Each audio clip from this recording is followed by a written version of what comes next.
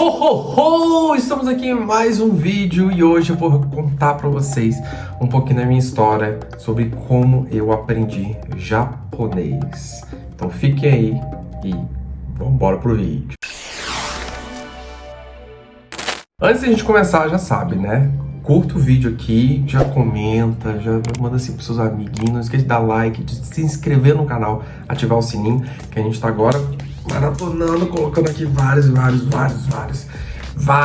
vídeos incríveis. Então vamos embora, vamos começar. Afinal de contas, como que eu aprendi japonês, né? Atualmente, né, se você não me conhece, sou o Vini KPR, eu falo aí 8 idiomas, estou aprendendo agora, né, meu 8º idioma, que no caso é o mandarim. E eu comecei há muito tempo com o inglês. Não foi com ninguém, nem você. Eu comecei com o japonês quando eu tinha 14 anos de idade.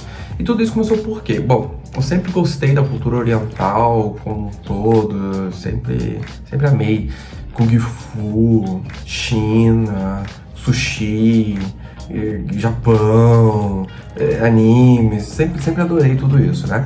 E com 14 anos, na época, a minha irmã, ela estava num relacionamento aí com um cara, e ele fez a grandiosíssima coisa de me dar Naruto. Ele comprou o DVD do Naruto e me deu. Falou assim, tamo aqui, vamos assistir Naruto.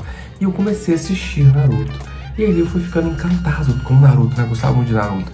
E era tudo em japonês, com legenda em português. E esse foi o meu primeiro contato com a língua japonesa, né? Mas antes disso, gente, eu me lembro, quando eu era bem criancinha, eu e minha irmã, a gente ganhava uns brinquedos, não sei se era da China ou do Japão, não sabia reconhecer uma coisa ou outra. E aí, o que acontece? Eu e minha irmã, né, eu que incentivava ela, a gente pegava a embalagem do brinquedo, que atrás estava tudo ou em mandarim ou em japonês, não sei, a gente ficava copiando aquilo, eu achava interessantíssimo, eu achava assim, uau, que letras lindas, maravilhosas. Eu lembro que uma vez eu queria tanto falar mandarim, tanto falar japonês, né? Queria falar uma coisa oriental, que eu inventei um alfabeto e falei pra minha avó que tava aprendendo mandarim. Né? Ela acreditou, né? Depois, enfim, não durou muito a mentira, mas enfim. Mas é que eu queria muito. E aí, o que acontece? Quando eu comecei a ver Naruto, com 14 anos de idade, foi o meu primeiro contato com a língua japonesa. E eu comecei a anotar umas palavrinhas que eles falavam soltas, tipo sim, não, mãe, pai. Eu anotava. E aí um dia, esse meu ex-cunhado, né, ele viu que eu tava fazendo isso. Ele entrou na internet, entrou no site do Naruto específico, que tinha um mini dicionário em japonês. Imprimiu e me deu. E pronto, gente. Ali a minha vida mudaria para sempre. Mal sabia eu que minha vida mudaria para sempre. Eu vivi aquele dicionário e achei aquilo tão legal, tão incrível, que eu queria entrar naquele site ali que ele falou, queria ver se tinha outros dicionários, se tinha mais coisas, enfim. Porque se aquele era o mini dicionário, como deveria ser o mega dicionário, né? Pensava eu. E aí eu fui entrar e não achei esse site, né? Não achava esse site do Naruto como mini dicionário japonês. Então, mas eu caçando, encontrei um site que não existe mais, que era o linguajaponesa.com.br, se eu não me engano, era esse. E ali esse site ensinava japonês de graça. Eu falei assim, olha, japonês de graça, por que não aprender? E eu comecei a aprender. E eu lembro que no início sempre foi muito difícil. Japonês é uma língua muito difícil. Só que eu sempre fui muito empolgado, essa chama do início que a gente tem quando começa algo, né? Ela nunca morreu com a língua japonesa. Mas eu lembro que eu comecei de uma forma totalmente desregulada, totalmente louca, não sabia o que estava estudando. Eu lembro que a primeira coisa que eu aprendi japonês foi falar que horas são. Ima, não de desu ka? Né? Que não é a primeira coisa que a gente aprende, né? Quando a gente estuda um idioma, a gente aprende a perguntar o seu nome, falar que tá tudo bem, essas coisas. Mas eu aprendi isso. Ima, não de desu ka?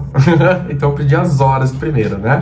E eu lembro que quando eu vi que tinham 2 alfabetos, na verdade 3, né? Mas quando eu vi assim, os 2 principais alfabetos do japonês, o hiragana e o katakana, que são os 2 mais fáceis que a gente aprende no início, eu falei assim pra mim, eu não vou aprender 2 alfabetos, não vou aprender, vou aprender um só. E aí eu estudei um só, mas depois falei, quer saber, eu vou aprender os 2. E aí estudei os 2, né, o hiragana e o katakana. E eu lembro que quando as palavrinhas que eu não sabia, que eu esquecia, as letras e tudo mais, eu anotava no meu braço.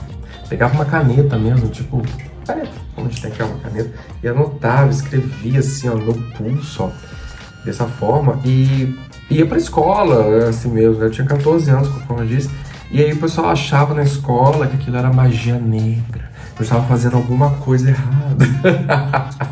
Confesso que ficava bonito, viu? Era um monte de letrinha. Eu lembro que um dia eu anotei os 2 braços, até aqui, ó, né? Coisas em japonês, nos 2 braços, as palavras que eu esqueci. Esse era o meu Anki, gente, da época.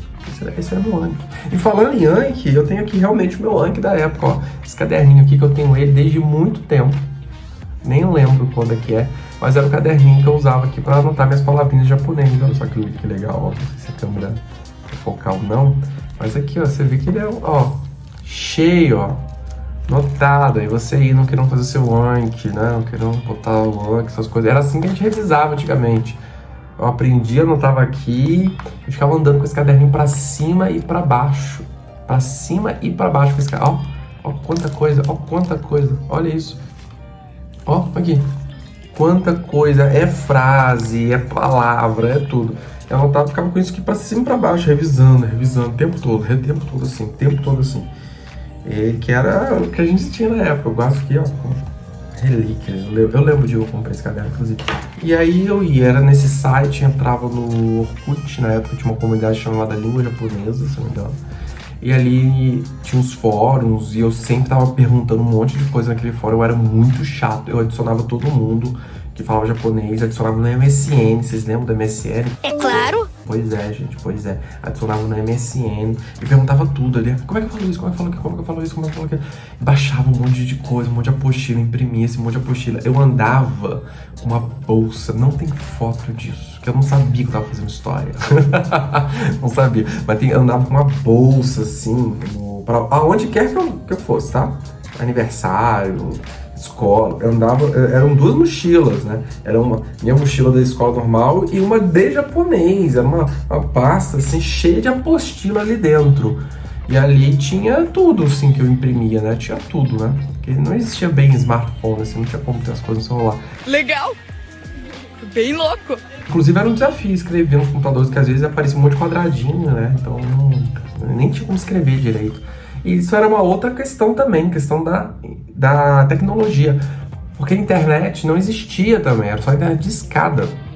E eu não tinha banda larga, poucas pessoas tinham na minha época. Então a gente tinha o quê?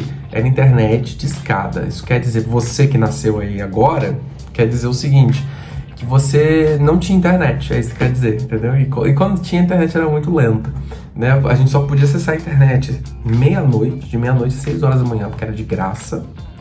Sábado, depois das 2 da tarde, e domingo o dia inteiro. Mas era muito lenta, gente. A internet, ela era muito lenta.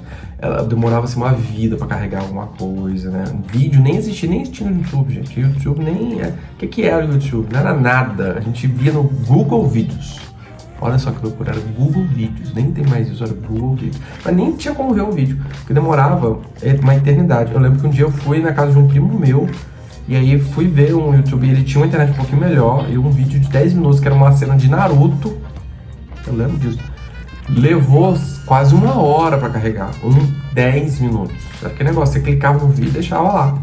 Saía, andava, ia na padaria, comprava um pão, voltava, tomava um café da tarde, varria a casa, e depois você assistia seu vídeo aí de 10 minutinhos, demorava muito. Então, e era assim que a gente estudava, né? Nessas condições aí. E aí, por causa disso, eu esperava chegar muita madrugada. Eu estudei muito de madrugada. Estudei bastante de madrugada. Só que tinha um desafio nisso tudo, né? A minha mãe, ela não deixava eu ficar no computador de madrugada, né? Que tá dormindo. Então, o que eu fazia? Eu notei que quando dava 3 horas da manhã, ela acordava. Ou ela, meu pai. Então, eu ficava no computador até mais ou menos 2 horas da manhã, 2, 2h30. Saía, ia pro meu quarto, esperava ela acordar, porque ela acordava, ela ia no meu quarto ver se eu estava dormindo, ela ia no banheiro, voltava pro quarto dela, eu esperava ali mais uns 10 minutinhos, descia de novo, ligava o computador e ficava até mais 5 horas da manhã. E assim eu fazia. E era assim que eu estudava japonês. Claro que eu fui pego, né? Ó o bicho vindo, moleque. Quando era pego era horrível, ela escondia o teclado, ela tirava o teclado do computador, botava uma senha no computador. Era só desastre, só desastre. Mas era assim que a gente foi aprendendo japonês. E assim a gente foi fazendo. E então, depois, com 1 ano e meio de língua japonesa, eu fui pro Rio de Janeiro fazer uma prova internacional de língua japonesa, o Nihongo Ryoku Shiken. E aí eu fiz a prova do nível básico, né, a primeira deles, depois eu fiz várias. E o N5 que eu fiz, eu passei, foi assim, incrível. Minha mãe disse que foi o dia mais feliz da vida dela, né, porque até então era mito, o pessoal não acreditava que eu falava japonês, que era tudo eu tava inventando, né? Eu não falei isso uma vez pra minha avó, então dessa vez quem garantia que fosse verdade. E as pessoas falavam isso, como é que você sabe que tá certo? Não tem ninguém pra te corrigir, não tem nenhum japonês pra você conversar, mas tava certo. Eu fiz uma prova internacional e passei nessa prova internacional.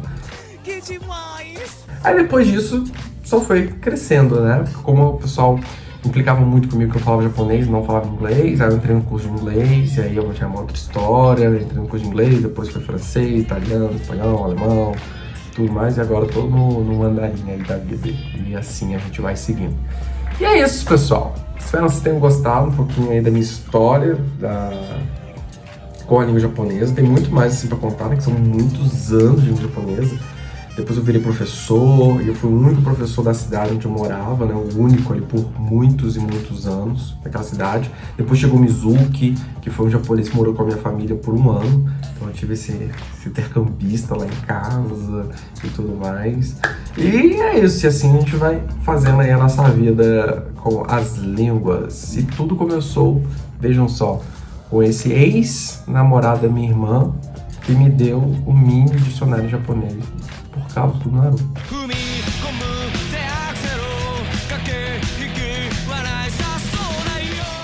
Por causa disso que eu tô aqui hoje, fazendo esse vídeo aqui pra vocês.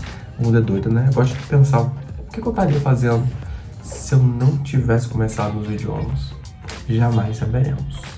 Mas é isso, espero ter gostado aí. Dá um like aqui embaixo, não esqueça de dar um like, compartilhe com seus amigos, comente aqui como que vocês começaram com as línguas, ou qual língua, né, quais línguas vocês querem começar.